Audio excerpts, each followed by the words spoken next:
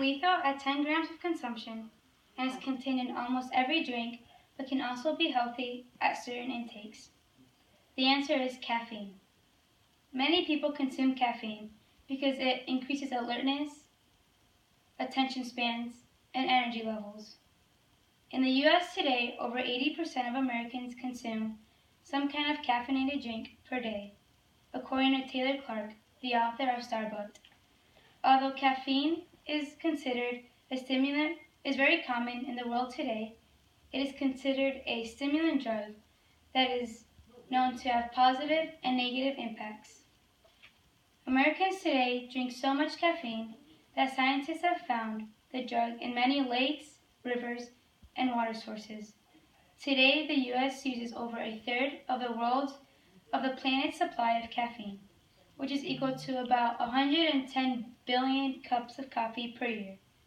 With the large amount of consumers, in the U.S., only 5% of adults really know what caffeine is and what it does, according to Victor Preeti, the author of Caffeine, Chemistry, Analysis, Function, and Effects. Caffeine is a stimulant drug that stimulates the central nervous system. The central nervous system consists of the brain, spinal cord, and nerves.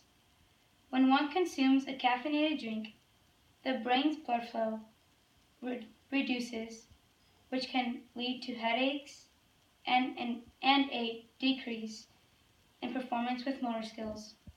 Caffeine is a drug that is derived from about 80 different plants around the world.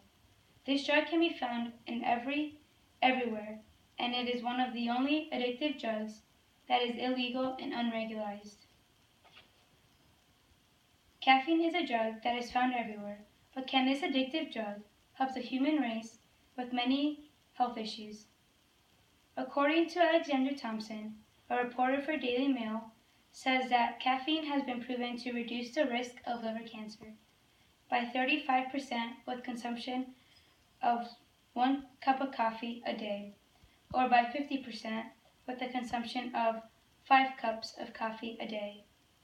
This study was composed by a group of researchers from Southampton and Edinburgh universities in 2015 and consisted of 2.25 million participants. Aside from reducing the risk of liver cancer, it has also been proven to reduce the risk of type 2 diabetes. According to David Schaub, a senior nutritionist at the Center of Science in the Public Interest, with a consumption of just 2 cups of coffee a day, can it decrease a person's risk of developing type 2 diabetes. Although caffeine has been proven to reduce the risk of certain diseases, it has also been proven to increase the risk of other diseases. There are many health risks that are connected with consuming too much caffeine.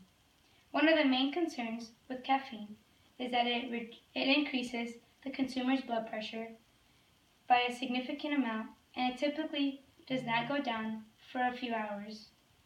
According to the American Heart Association, the increase of blood pressure can lead to vision loss, a stroke, and even heart failure. Aside from all the big scary effects of caffeine, caffeine also has little effects, such as it can also reduce sleep and cause insomnia.